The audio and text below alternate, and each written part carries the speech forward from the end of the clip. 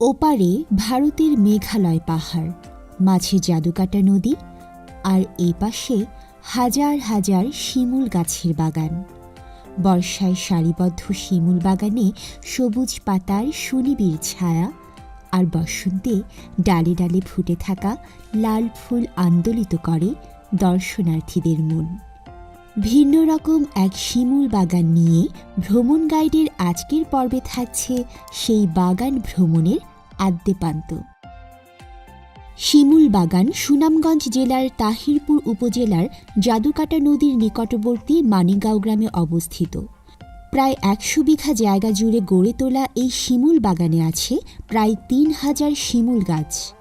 ২০০৩ সালের দিকে স্থানীয় ব্যবসায়ী জয়নাল আবেদিন এই বাগান শুরু করেন। তার নাম অনুসারেই এই জায়গার নাম জয়নাল আবেদিন শিমুল বাগান।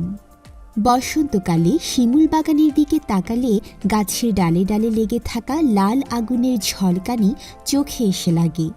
শিমুল ফুলের রক্তলাল পাপড়িগুলোর এই সৌন্দর্য এখানে আসা সমস্ত মানুষের মনকে রাঙিয়ে দেয়।